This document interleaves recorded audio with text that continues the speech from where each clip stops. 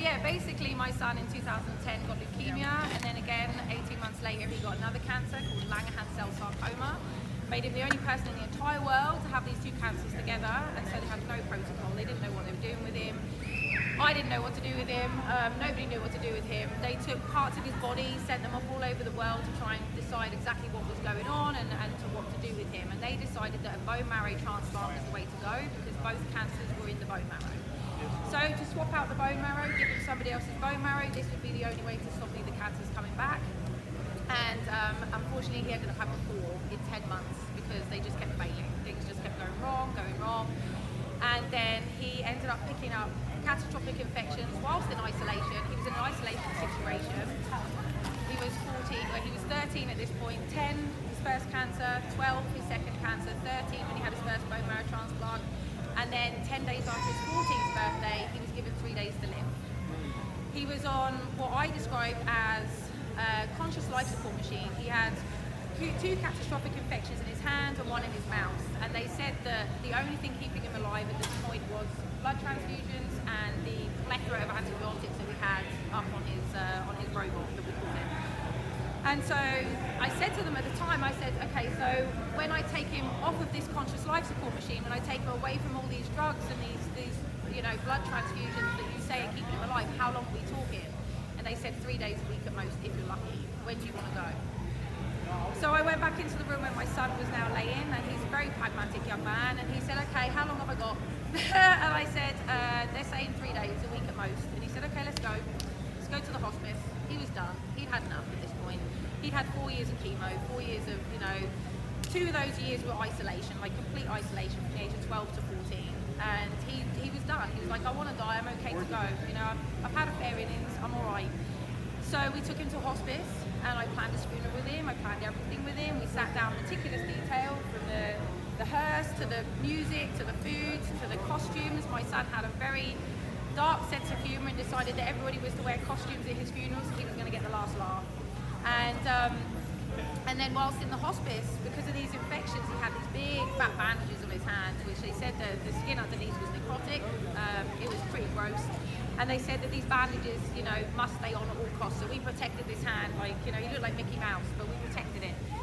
And so whilst in the hospice, they started to up the morphine, and they started to give him sleeping tablets, and they were just basically trying to numb him. Now, my son's dying wish, when we filled in the do not resuscitate form, my son's last dying wish was, I don't want to die on morphine. He said, Mum, they've taken everything else from me, they're not having my death. Please don't let them numb me, I want to experience a transition. And so as his mum and his advocate, that's it, thank you, his advocate at the time, that was my only job, was to not let them pump him full of morphine. And of course he starts getting very anxious, so they start pumping him full of morphine. And I was like, no, you have to stop. But when they did stop, the anxiety was quite horrendous. Now, they said that if you don't engraft after a bone marrow transplant after 50 days, it's never going to happen. Now, we went to the hospice at day 47. It got to day 69 and my son was still alive, but his organs were shutting down, his stomach was not working so much anymore, he was losing a lot of weight, he was very weak. And they were telling me that it was coming. I wasn't convinced, and I said on day 69, I said, I need you to do another test and tell me that there's nothing in his bone marrow. I said, because he's still here. He shouldn't still be here. You said 3 days. It's been a couple of weeks. So, what's going on? And we did. We took him into hospital on day 69. We went into his hip joint and we took out some bone marrow. They tested it. There was nothing. Now, anybody that knows anything about bloods or anything like that, we have lots of different blood cells that deal with the immune system and these things. But the ones we're looking at is something called neutrophils. And those neutrophils are part of the white blood system that fight infection. And we're looking at that. If there's no neutrophils, then they can be killed by a cold. Something very, very silly could absolutely wipe somebody out. And his neutrophil count on day 69 was 0.0005. That's nothing. There is nothing there. So the nurse comes to me and she says, there's nothing in there. It is a case of you're just going to have to wait, something will get him. They used to use some really lovely words with me. And so I went back into the room with my son and I said, there's nothing in there. And he said, good. And I said, I agree. He said, if they'd have found even a trace of my bone marrow, I'd be back in hospital being prodded and poked. I've had enough. I want to go. So on day 70, when he was very anxious and he was having a lot of nightmares and they were wanting to come in with more morphine, I was like, no. And I'd made a tincture out of cannabis, marijuana, very illegally, but I read something somewhere and I thought, well, make a tincture. And I thought, you know what? Cannabis chills you out. So, you know, cannabis helps people sleep and it stops people's anxiety and it's good for pain and all of these things. And so, what if I just like bung a load of that in his mouth? I'm not going to kill him. You know, what harm can I do? So that's exactly what I did. And I just put a load of cannabis in his mouth and I watched him. It was like a body scanner went over him. I watched his shoulders relax. I watched him sink into his bed. And he looked up at me and he said, I'm good. I'm good. I said, fantastic. The nurse then came to the door with a drug called cyclizine. It's an anti-sickness, anti-emetic drug. It's very addictive. He's been addicted to that for about 9 months. And she came to the door with it because those nurses knew not to be late with this drug. And they came to the door and I thought, shit, what if what I've just given him has a reaction with what she's about to give him and I kill him? And she looked at him and she went, oh, you can take that, I don't want it. And I looked at her and I looked at him and I was like, and I said, take it away before he changes his mind. And that was it. No more anti-emetics, no more morphine, no more sleeping tablets, no more, that was it. It was done. I was just giving him the cannabis. You said you made it as a tincture? Yes. Yes. With what? I just got cannabis and I made it with vegetable glycerin and I cooked it in a slow cooker and I took the plant out and I was left with this beautiful vegetable glycerin, honey, like it was very mild. It wasn't anywhere near what I work with now. And so yeah, I just kept giving him the cannabis and he just kept being really relaxed. His sleep was really good and already for me it was a miracle because it was going to give him the death that he wanted and that was enough for me. That's all I had to do as his job as his mum. Lo and behold, 5 days after giving him nothing but this cannabis tincture, one of his bandages came off. And of course, you know, my son looks at me and goes, Mum, my bandage. And I was like, what? He goes, look. And I was like, I don't. He goes, look at my finger. And it was just a normal finger. And I went, hang on a second, because I know that you can't even replace skin cells without a functioning immune system. So the nurses come running in, they're like, oh my God, we need to do a blood test. And I said, 5 days ago, there was nothing in his bone marrow. It's not going to be in his blood. And they did a blood test and they came back and his neutrophils were 0.25. And they said, oh my God, yeah, tenfold. And they said, oh my God, he's not dying anymore. They shredded the do not resuscitate forms. They started running around like headless chickens and saying, you know, what's happened? This is a miracle. They gave it to God and I was happy for God to take it because the alternative was if they found out what I'd done, my son's going into care. They don't care what it's just done for him. He's going into care and he will die. I've seen it too many times over the last 10 years. And so I kept very quiet, but I just kept giving it to him. And then they kicked us out of the hospice because he wasn't dying anymore. And I knew that I had a very small window of opportunity to see whether or not this was the cannabis or whether this was just an anomaly. And so when his neutrophil count got to 1, I took the cannabis away and his blood count halved. And I gave the cannabis back and it doubled. And I took it away and it halved. And I gave it back and it doubled. And I watched that over a 6 blood test period. So I knew for a fact that it was the cannabis having this profound effect on his immune system. So he officially engrafted, which is where he made his own red blood cells on day 104. And so that's 54 days after they give up on you. And so they had my son in the hospital room and they said, oh my God, Darren, you know, you've been grafted on day 104. Have you got anything to say? And he said, hopefully you won't give up on people so early. And they said, well, he didn't give up on you. And he said, you sent me to hospice to die. Like, that you gave up on me. And he goes, but it's okay, because I'm all right. And so he'll be 25 in December. He takes cannabis oil every single day and will do for the rest of his life, about 150 milligrams. It's a high, heavy dose. But he had 4 bone marrow transplants, and the first 2 were from a donor in Germany, and the second 2 were from himself. So those bone marrow cells that he has in his body are the 2 that have the cancer inside of them somewhere, the 2 that have been irradiated beyond belief. He's been cut, burnt, and poisoned beyond recognition. So those cells that are in his body would be absolute prime to grow cancer again, and he's cancer-free and has been for 10 years, just over 10 years. Every single day, his hand, so what they did with his hand, they actually paralyzed him because it was so painful. they actually paralyzed his hand and said he'd never use his hand again. And I said, I don't care, he's dying. Like, I just want him to die pain-free, it's fine. 2 weeks after, I get him on much higher strength cannabis oil, he starts telling me his hands hurt. And I said, it can't. He's been paralyzed, surgically paralyzed, cauterized. And he said, Mum, I'm telling you, it's like electric shocks going down my fingers. So I Googled it, and sure enough, THC, the psychoactive component of cannabis, the one that's very illegal, the one that they scare you about, it's also the one that kills cancer cells, also is responsible for something called neurogenesis, where it regrows of neural pathways. In the last 10 years, I've seen people who've had strokes, who've had half-body paralysis, get their bodies back, just from using cannabis, because there is components within that plant that our bodies require in order for us to be at optimum health. And so for the last 10 years, what I did, I wrote a book. I have like 15 copies or something left upstairs, so if you want one, I'm more than happy to get you one, and I'll sign it for you. But this is a big story about basically what I learned. I would say this much is cannabis, this much is corruption, this much is medical neglect, this much is heartburn and poison, this much is exactly what the pharmaceutical industry is going to do to you if you don't sort yourself out. And so I try and educate people and try and get them to understand that prevention is far better than cure, is that you don't want to wait until your body is in a situation where you're trying to claw yourself back from ill health. It's hard.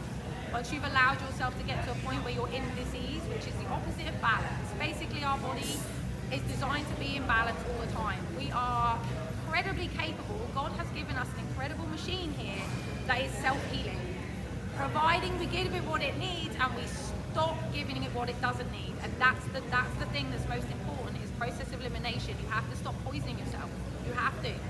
Because if you don't stop poisoning yourself, the pharmaceutical industry are there going, oh yeah, keep going, keep drinking those lattes, keep eating those candies, keep doing those things that you know are bad for you, because they're ready to mop it up.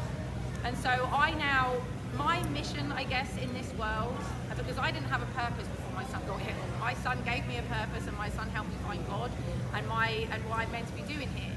And my purpose in this world now is I want to take down Big Pharma, right? I hate them. They tried to murder my son.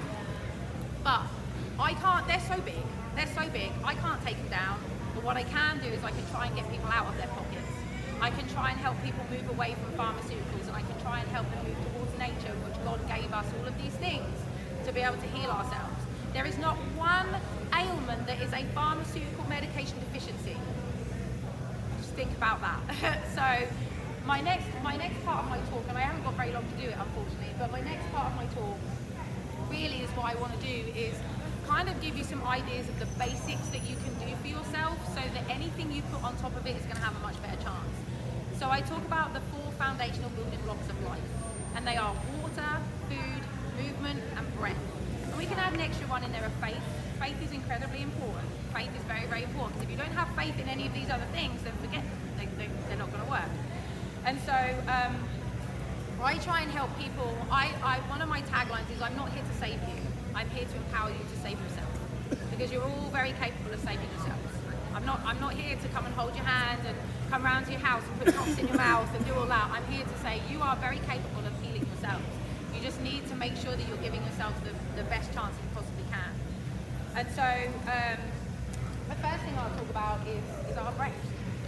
Man, it's free. Like, you don't even have to, thank you. You don't even have to go anywhere to go get any breath. But I guarantee most of us aren't breathing properly. Most of us aren't breathing as optimally as we possibly can, because a lot of our time we are in fight or flight. And if you know about the central nervous system, you have 2. You're in fight or flight, or you're in rest, digest, and repair. You cannot be in both simultaneously. So if you're not healing, you're hurting yourself by being in fight or flight. Now, fight or flight is really important if you're getting chased by a lion, or there's something going on, there is actually a genuine threat. Then fight or flight is there to tell you, this is a threat, I need to act. And you'll start releasing hormones and chemicals like adrenaline and epinephrine and things like this. Really important. But when you stay in that elongated space of fight or flight for too long, it's going to mess you up on a cellular level, and it causes all kinds of untold damage to your body. And so we can literally switch on our rest, digest, and repair, and our fight or flight. We can switch it on with our breath. Our breath is the remote control to our central nervous system. So if you find yourself, just everybody kind of think where you're at with your breathing. Just become very aware of your breathing. How are you breathing? Are you doing nice big belly breaths, or are you holding your breath at the top, or are you shallow breathing?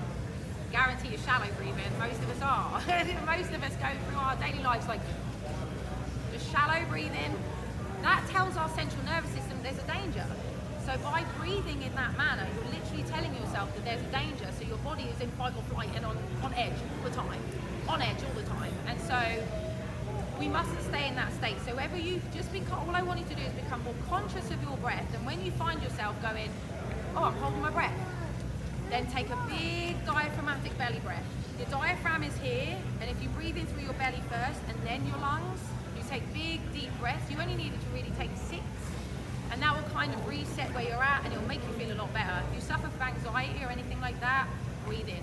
Breathe every single time you feel that kind of like, I need to get out. I used to suffer from anxiety a lot, and I would get that kind of, I'd be looking for the exits, and I'd be like, okay, I need to leave. And I used to write, when I first met my husband, and he loves his breath, I would write breathe on the back of my hand, because it would just remind, oh yeah, just breathe, like,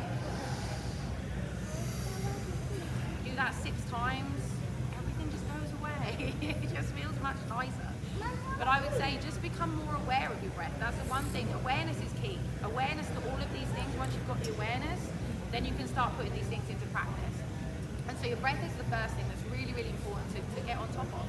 Breathing diaphragmatically as well is what, and I'll talk about this next, is movement. But movement really is you're looking at your lymphatic system. So your lymphatic system, you have more lymphatic fluid than you do blood. And your lymphatic system is literally just doing this. I'm like moving my lymphatic system so close to the top of the skin. It's not deep, you don't need to do this. It's like, it's literally just this. But your lymphatic system, if you're dehydrated or you don't move around enough, your lymphatic system is like your sewerage system. And I have an analogy that I try and use so that people can kind of understand. But imagine your body is like an office block. And bear with me, your body's like an office block. And on every level of office block, you have all these little desks, everybody's working away. And next to every desk is a little bin. There's a trash can. There's a little waste paper bin. And everybody sits and they put their rubbish in the bin. Now that bin then goes and gets emptied into a bigger bin somewhere else on the floor, and then that bigger bin goes out to the big industrial bins outside. And then the bin men come and they empty the big bins, and then you start again. Now, our big industrial bins are in our armpits, behind here where our tonsils are, in our clavicle here, around here, around our sacrum, and then in our groin and behind our knees. Now they're your big bins. Now they get swollen. You'll find your lymph nodes get swollen. It's because your body's trying to remove toxins. And that's what the lymphatic system is there to do, through sweating, through breath. When you breathe correctly, you're actually emitting 70% of toxins come out of your breath. So it's really, really important. You don't put a mask over it and breathe it back in. Don't do that. So let it all out, be able to breathe properly, and the diaphragmatic breath actually pumps the lymphatic system. You're pumping it around the body. And so you imagine if you don't have enough water, if you look at a stream, you see it's all gross and thick and sludgy. That's your lymphatic system if you're not drinking enough water or you're not moving around enough. So those toxins sit in your body for way longer. The longer the toxins are in your body, the more damage they're doing to your cells. And it's called oxidative stress. So we really need to avoid doing that, because that's what damages your cells, that's what causes aging, that's what causes cellular breakdown, all these kinds of things. So going back to the office blocks, if you were to get breast cancer or something like that, they'll then check all your lymphatic system and they go, oh, it's in your lymph nodes too. So then they rip out they take away your big industrial bins. They don't replace your big industrial bins. So where does the rubbish go now? It stays in your body. Now it really can't get out. So instead of removing the bins, we just need to bring the bin men in more regularly, okay? And the bin men coming in more regularly is movement, diaphragmatic breath, rebounding, saunas, inversions, going upside down, drinking lots and lots of water, and I'll talk about water in a minute. Movement and breath, and just keep moving and just keep getting the lymphatic system moving on you, because our bodies are absolutely amazing, again, at removing everything. We can get anything out of our bodies, including poisons. We can take on quite high levels of poison, providing we can get it out quicker than we can get it in. So if we put things in quicker than we get them out, that's when we get toxically overloaded, that's when we get dis-ease, that's when we get out of balance, and that's eventually when we have cancer, because cancer is just the end game from every disease that we have. Let it go on for long enough, it will end up as cancer. Yes, my friend. So the elimination system of your then does not go through your normal body elimination. Oh yes, it does. Yes, so bowels. So you need to make sure that you're going to the toilet at least every day.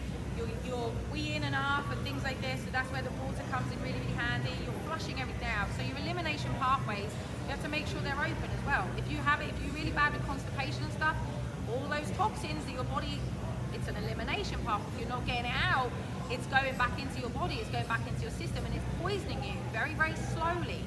And so we have to make sure that all these elimination pathways are open. So sweating, if you can't sweat, then there's something going on there that I couldn't sweat for a long time, and I was like, I just don't sweat, and it's like, yeah, because you're clogged up. Like I didn't even understand back then. So saunas are incredible. Like if you can build up a sweat and you can drink a lot of water, then you're flushing, you're removing all these toxins. And of course, again, don't put the toxins in. there's the really simple thing is we all have. And I don't want people to be so scared of everything when we go out there into the world, because we are poisoned from the stuff they spray in the sky, to the stuff they put in our water, to the food that they put in our supermarkets. Like, we have to make decisions, because there's one thing that I always stuck with me when my son was ill, and it was God grant me the serenity to accept the things I cannot change, the courage to change the things I can, and the wisdom to know the difference. You can't stop them spraying out there, but you can change what water you drink, you can change your food, can change how much you move your body. You can change these things. So focus on the things that you can change and forget the things that you can't, because stress is a killer too. So don't stress over the things that you can't change. There's no point. So then the next thing would be food. I know it tastes good. Man, I know it tastes good. When I was sat there last night at 11 o'clock eating half a tub of ice cream, I know it tastes good. But we have to be really conscious about the foods that we put into our bodies, because a lot of that, and I have to say as an English person, our food is not great in England, right? It's not great, but man, your food sucks here. Like, your food in the supermarkets is horrendous. The food dyes, the additives, the preservatives, man alive. When I first got to this country and I went into a supermarket, I was just blown away. I was like, they're allowed to feed you this stuff? Like, this is banned in my country, like, and in the whole of Europe. It's absolutely crazy that they are allowed to get away with this. So they don't care about you. They're not going to do it for you. You have to do it for yourself. You have to do it for yourself. And so food, really the most important things that we need to look at is try and get things as organic as you possibly can. Actually, you're at a preparedness event, try and grow your own as much as you possibly can. And if you can't, make sure that what you are sourcing is as organic as possible, or get it from local farmers. Like, make friends with your farmers. So know where your food is coming from, because you need to be avoiding things like glyphosate.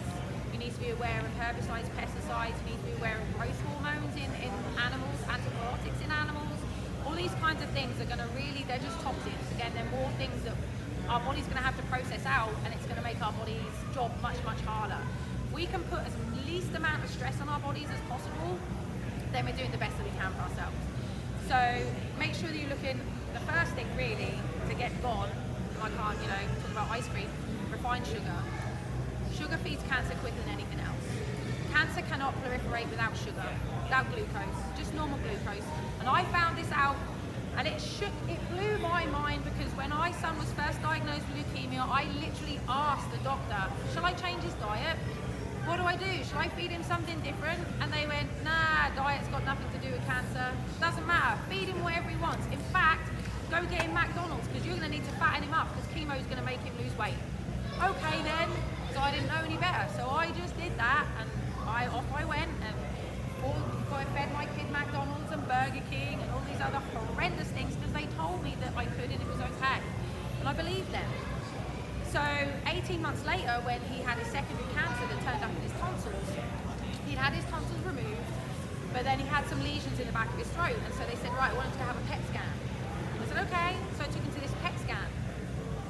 Now, 6 months previously to his cancer turning up, my son had lost a lot of weight through treatment, and he wasn't putting any weight on, and they were really worried about him. And he couldn't stomach a lot of the supplements because they were dairy-based, and he was just making him throw up. So the dietitian on the Children's Oncology ward gave me this tub of this white powder, and she said, just put it in everything. Put it in his drink, put it in his food, put it in everything. It doesn't taste of anything, put it in. Okay, so I did. 5 kilo tub. Fast forward, he's now at this PET scan, and the radiologist cardiologist comes in and she opens up this big steel box or lead box, and I was like, what is that? And it was a big fat syringe of what looked like molasses. And I went, what is that? And she said, it's irradiated glucose.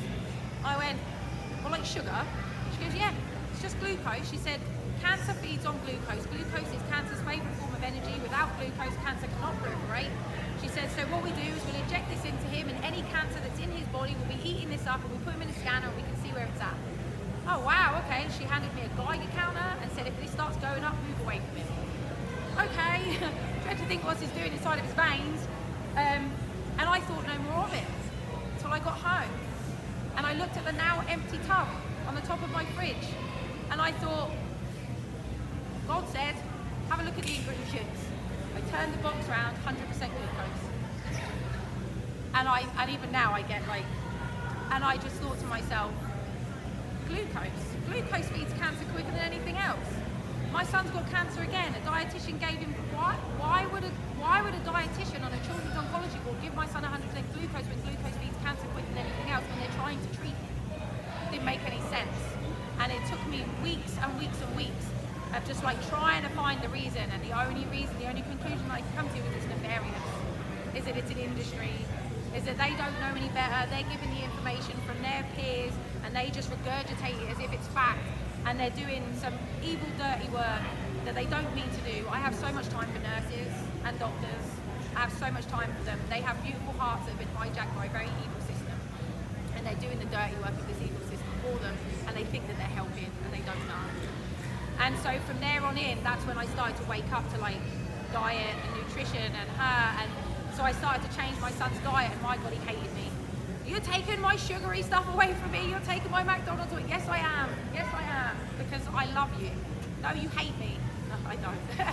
But as a 12, 13-year-old boy, he was not happy that I was changing his diet.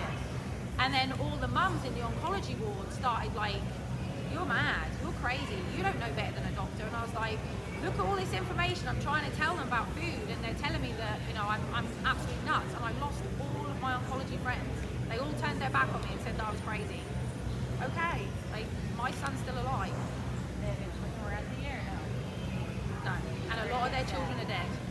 And it was so hard to watch, because at the beginning I'm like, I'm trying to shake people and saying, look, you need to stop putting them, you need to stop putting these McDonald's in the microwave. And they were like, I'd rather they ate something than nothing. I'm like, no, actually fasting is the best thing you can do. And they didn't want to hear it. And I think a lot of it comes down to responsibility. You don't want to be told that you gave your kid cancer, but I did. It was my fault. I chose to eat whatever I ate when I was pregnant with him. I chose to smoke and drink when I was early stages of pregnant with him. I chose to eat McDonald's while I was pregnant with him. I chose to have pethidine and an epidural and all those other drugs while I was in labour. I chose to get him vaccinated. I chose to feed him junk. It's all my decisions that created my son's cancer, and I'm okay with it because I didn't do it on purpose, and I've made up for it now. So, but I think a lot of it is responsibility. A lot of parents don't want to hear that they're responsible for their children's illness. They rather think that it just happens. It's something that just happens. Because if it's something that just happens, then you can also outsource the treatment to somebody else. But once you realise that you're responsible for your vessel, and you're responsible for what you put inside your children, and you're responsible for your children's health, then you're empowered to be able to change things. If you think that somebody else it just happens, then you're going to look for somebody else to just fix it. The power is with you and your choices of every day. And so, stop the refined sugars. Just try as best you can to stop the refined sugars, and look in your food, because it's hidden in everything, in absolutely everything. Try and buy foods that don't have ingredients lists. Just try and buy the base ingredients and make your own food. Make as much from scratch as you possibly can. Cow's dairy, raw cow's dairy if you can. You want to avoid pasteurized. It's awful stuff. It's no good for you. Meat, make sure it's organic. It's grass fed. You know where it's come from. It's not full of hormones and antibiotics and all those kinds of things. Basically, try and get back to whole foods. Try and eat as your great-grandparents would have eaten. Try and do that, because there is a lot less in them. Hello. I just wanted to add, I actually counsel, I told you, I know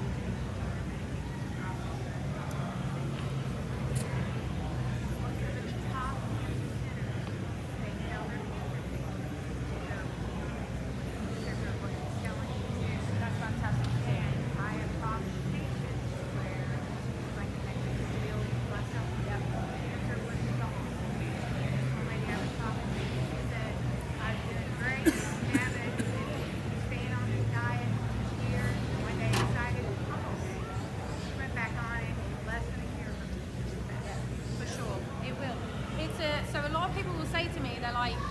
Okay, so because obviously cannabis kills cancer cells, and I've now worked with hundreds of people over the last 10 years with cannabis, and I've seen stage 4 pancreatic cancer go into remission. Wow. I've seen glioblastomas. I've seen all kinds of, and I've also worked with autistic children, people with Tourette syndrome, autism, ADHD, fibromyalgia, MS, Parkinson's, you name it. It works for every single thing because of the way that it works on the endocannabinoid system. And it's been absolutely insane to see so many people get healed from cannabis and stuff like that. And but it's really important because people say, oh, so you're saying it's a cure? And I'm like, I don't think it's a cure for anything. I think it's a lifelong commitment of every single choice you make, either pushing your body into disease or pushing it into balance. And every single choice you make is on a sliding scale. Like, okay, you want to have an ice cream, pushing you towards disease, make sure you drink a ton of Kangen water afterwards. Or you want to have a biscuit, Kangen water. I'm going to talk about water in a second. We've got a thing up there, and I really love everyone to come and like try the water. But every decision, you just, again, awareness is key. Like if you want to be naughty and have something naughty, okay, do it. Don't restrict yourself like totally, but make sure you mitigate what you're doing. Make sure you do everything in your power to mitigate the damage that's going to be caused by that. Are there some sugars that are better than others, or quote unquote? So fruit sugars. Really, the only place you can get sugar from is fruit. Fruit. And if you can just get your sugar from fruit, whole fruits. Like dried fruits are really high in sugar, so try and avoid dried fruits. But just whole fruits, just normal fruit, apples, like whatever you want to have, but just normal fruit. I pretty much eat a carnivore diet. I eat meat, I eat beef, I eat fish, I eat butter, I eat salt, and fruit. That's pretty much all I eat. Honey's okay too. Yeah, honey has quite a high glycemic index, and agave actually has less. But if you have honey for your own bees, I'd say go with that and buy an agave in the shop. Like definitely be like self-sustained as much as possible. So yeah, I guess just be very conscious of your food. So the last thing that I'll talk about, about 3 minutes. Unless you want to see beekeeping, you might want to hang around for a bit longer. But water. Man, water is so incredibly important. We are 75% water. Our brains are 83% water. Our lungs are 82% water. Like we are highly water beings. And our water source is one of the most poison things that is, we don't have access to water like God intended us to. All those years ago, we don't have access to that anymore. And so when we talk about water, not all water is created equally. We have to become very aware of where our water is coming from. So tap water, I think a lot of people understand tap water is full of neurotoxins, it's full of fluoride, it's full of chloramine, it's full of all these other horrible nasty chemicals to stabilize it and treat it and make sure that it doesn't go moldy and all those kinds of things. And all of those chemicals that are going into your body throwing you off. It's not good for you. Bottled water. I don't know if many of you know this, but bottled water, a lot of people believe that that's a better alternative. Unfortunately, that water has been in that bottle for around about 3 to 5 years before it even hit the shelf. That's 3 to 5 years of it sitting in a hot warehouse, a cold warehouse, covered in God knows what being dropped, God knows what's happened to it. And those plastic bottles contain chemicals that over time leach into that water. You can't see them, but they're in there and they're in that water. Plastic bottles have been heavily linked to breast cancer. And so if you ever have a plastic water bottle and it gets warm in your car, throw it out. Do not drink water that has been in a plastic bottle that's got warm. Now, oh my God, when I drive past the petrol stations in this country and I see all those crates of water outside the petrol station, I'm just like, oh God, because I'm just sitting there watching it in the sun, or it's in the window in the sun, and I'm like, oh, but of course, what can you do? You can only take care of yourself, and you can only do so much. And microplastics and things like that. So it's really, really important that we are aware of our water. Now, as nature intended, God intended us to be drinking spring water that had gone over rocks and is full of minerals and is bashed up, so all the water is like microclustered, so it can get into your cells, and it's negatively charged from the earth and the ions and all these kinds of things. We can't have access to that anymore. So, does that mean you're a proponent of well water? I am a proponent of any clean water, but clean water filtration is the first stage. We need to get back to how nature intended. We need to start drinking ionized water, which is if you were to go and live by a waterfall and you can get water straight out of that waterfall, then that's beautiful. That's ionized water. That's how God intends us to drink it. That's how it's meant to be. I could really go into the science, but I don't think I have a lot of time left. But our cells basically have this little tiny channel called an aquaporin, and it's tiny. And water that's been sat in holding tanks or in bottles, water that it just can't get in. So it goes through our system and it goes through our guts, and we get it out, but it's not getting into the cells. And that's where all the toxins are. And they're in our cells. So we have to make sure that water can get in our cells, flush out those cells, and actually get it out. And so I actually found out about ionized water when my son was in between bone marrow transplant 2 and 3. I met a guy, and he saved his own son's life with lots of